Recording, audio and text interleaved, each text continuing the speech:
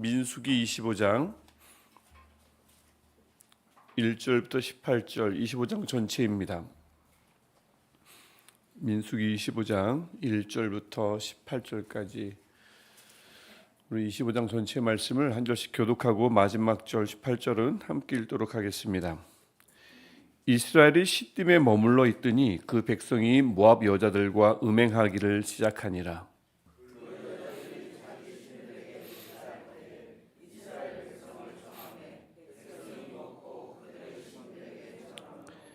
이스라엘이 바알 부올에게 가담한지라 여호와께서 이스라엘에게 진노하시니라.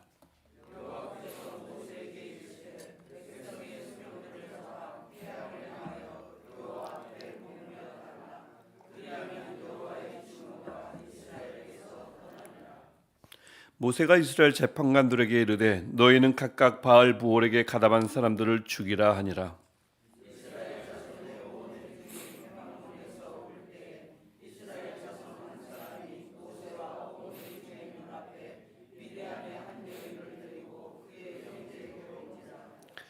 제사장 아론의 손자 엘르아살의 아들 비느하스가 보고 회중 가운데에서 일어나 손에 창을 들고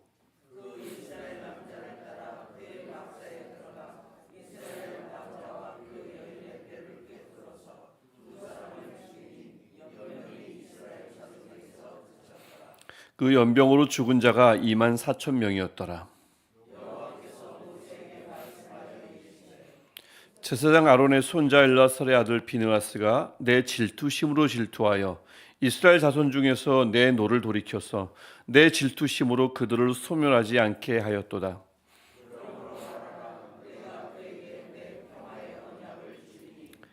그와 그의 후손에게 영원한 제사장 직분이 언약이라. 그가 그의 하나님을 위하여 질투하여 이스라엘 자손을 속죄하였음이니라.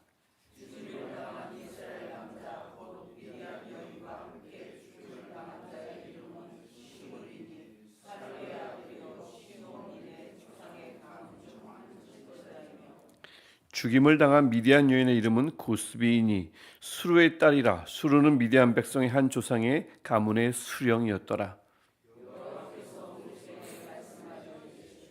미디안인들을 대적하여 그들을 치라. 이는 그들이 속임수로 너희를 대적하여 보레일과 미디안 지휘관의 딸 곧 보레일로 연병이 일어난 날에 죽임을 당한 그들의 자매 고스비의 사건으로 너희를 유혹하였음이니라. 아멘. 우리 지난주 우리 민수기 말씀을 보면서 발람과 발락 이야기를 계속해서 보았습니다. 22장부터 23장, 24장에 걸쳐서 발락의 소원이 뭐였습니까? 발람이 이스라엘을 저주하는 거였습니다. 그래서 근데 발람이 이스라엘을 저주합니까? 저주하지 않습니다. 3번이나 저주하지 않고 축복하고요. 특별히 24장 1절부터 9절을 보면 세 번째 축복은 점술이 아니라 하나님이 영이 임해가지고 예언하고 축복합니다.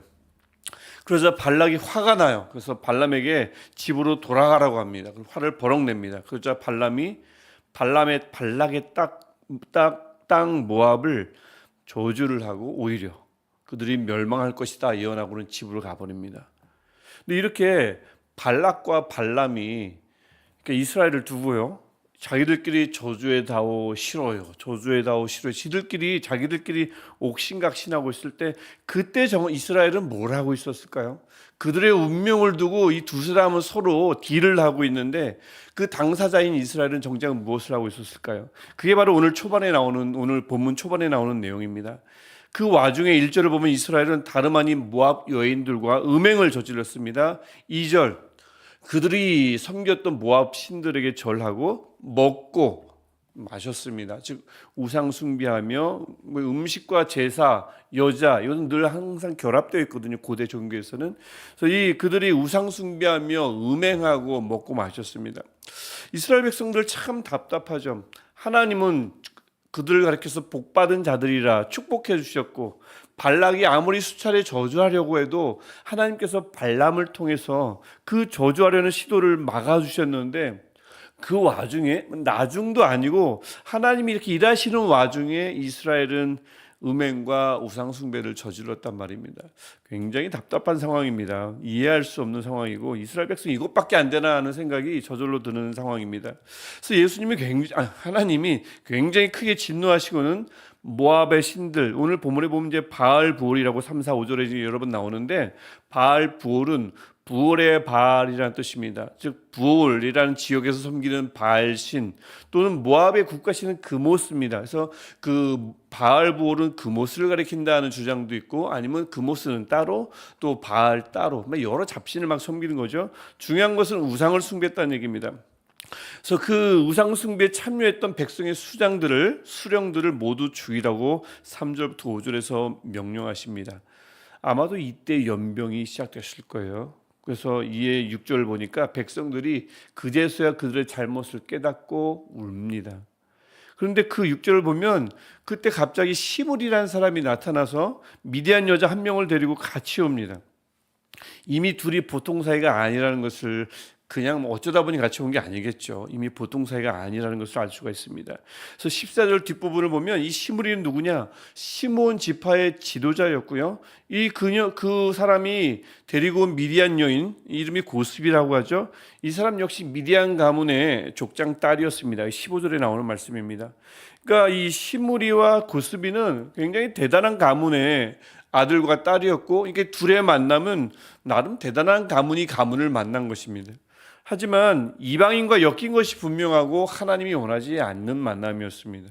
그래서 이에 아론 가문의 비나스가 아까 우리가 읽었듯이 두 가문의 힘을 두려워할 만도 한데, 세력이 있는 집안의 아들 딸이잖아요. 하지만 두려워하지 않고 둘을 한꺼번에 창으로 찔러서 죽입니다. 그랬더니 7, 8절 보니 연병이 그쳤다라고 말씀하고, 특별히 9절에 2만 4천 명이나 그 하루 동안에 일어난 연병으로 2만 4천 명이 이미 죽었다라고 나오고 있습니다. 여러분, 그런데요, 이스라엘이 지금까지 우리가 민수기를 통해서 우리가 아셨다시피 이스라엘은 투덜입니다. 불평, 불만은 좀 잘해요. 고질적인 문제라고 저도 여러 번 말씀드린 적이 있습니다만, 근데 대체 왜 갑자기 음행을 하고 우상 숭배를 저질렀을까요? 물론 출애굽기 32장에서 금송아지를 만든 적은 있습니다. 그래서 그들이 우상 숭배를 저질렀어요. 하지만 이것이 그들에게 불평, 불만처럼 고질적인 문제는 아닙니다. 어쩌다가 이런 범죄를 저질렀을까요? 여러분, 놀랍게도 이 이스라엘의 음행의 이 죄의 배후에는 발람이 있습니다. 어떤 발람이요? 하나님이 저주하지 말라고 했더니 저주하지 않았던 그 발람이요.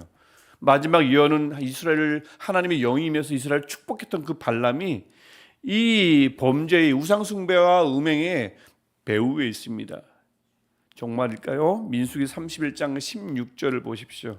이렇게 오늘 본문에는 안 나오지만 뒤에 알려주고 있어요. 보라, 이들이 발람의 꾀를 따라 이스라엘 자손을 부올의 사건에서, 오늘 이 사건이죠, 여호와 앞에 범죄하게 하여 여호와의 회중 가운데 연병이 일어나게 하였느니라. 어쩌다 일어나는 것이 아니라 발람이 뒤에서 사주한 것입니다. 역시 발람이죠. 하나님의 뜻에 순종하는 척하더니 그 본색을 아니나 다를까 드러낸 것입니다. 복받은 이스라엘이 발람의 눈에도 별로 보기 좋지 않았던 겁니다. 싫었던 거예요. 그러니까 발람이 발락에게 이런 묘수, 이런 꾀를 속삭였겠죠. 하나님이 저주하지 말라고 하니까 내가 저주할 수는 없는데, 그렇다고 이스라엘을, 복받은 사람을 망하게 할 수 없는 방법이 없는 건 아니다. 여자와 음식이 많은 음행과 우상 숭배로 무너뜨리면 그게 그들의 치명적인 약점이므로 그들을 무너뜨릴 수 있다. 이런 꾀를 알려줬겠죠. 아니나 다를까 광야 생활을 하면서 척박한 삶을 살았습니다. 이스라엘은 많은 것들이 부족했어요. 그 이스라엘 백성이 보기 좋게 음행과 우상 숭배에 무너졌습니다. 발람이 이긴 것 같죠. 그 꾀가 기가 막힌 것 같습니다. 하지만 결국은 걸리게 되는 거죠. 하나님은 그래서 이 이스라엘 백성을 유혹하는 데 참여했던 미디안 사람들마저 다 죽이라고 16절부터 18절에서 말씀하고요. 이 명령은 우리가 방금 읽었던 그 31장 16절이 해당되는 31장에서 실현이 됩니다. 미디안 사람들이 거기서 멸망당합니다. 그러면 발람은 또 어떻게 됐을까요? 하나님이 내버려 뒀을까요? 내버려 두지 않습니다. 31장 8절을 보면 발람이 거기서 죽임당합니다. 부올의 아들 발람을 칼로 죽였더라. 하나님이 좌시하지 않습니다. 한편 이렇게 진노의 하나님, 진노를 막 푸시는 하나님께서 동시에 비느하스를 칭찬하는 것도 잊지 않으셨습니다. 그래서 10절부터 13절을 쭉 보면 그 후손에게, 비느하스의 후손에게 영원한 제사장 직분을 약속하십니다. 그리고는 비느하스가 한 일은 뭐죠? 그 두 사람을 창으로 찔러 죽인 겁니다. 근데 그 일에 대해서 하나님은 이렇게 칭찬하십니다. 11절, 내 질투심으로 질투하여 이스라엘 자손 중에서 내 노를 돌이켰어. 하나님의 해석입니다. 13절, 그가 그의 하나님을 위하여 질투하여 이스라엘 자손을 속죄하였음이니라.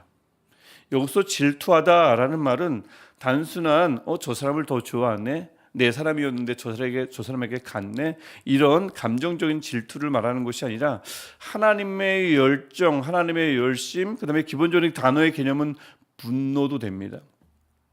그래서 이 하나님의 열정과 열심, 또 이 언약을 지키기 위한 거룩한 열심, 뭐 다양한 뜻이 있는데 분노도 있고요. 부정적으로 쓸 때는 분노가 되지만 긍정적으로 쓸 때는 열심이 되고, 여러분 성경에 보면은 25장 하나님을 위한 비느하스의 열심 이렇게 파란 글씨로 부제가 있을 겁니다.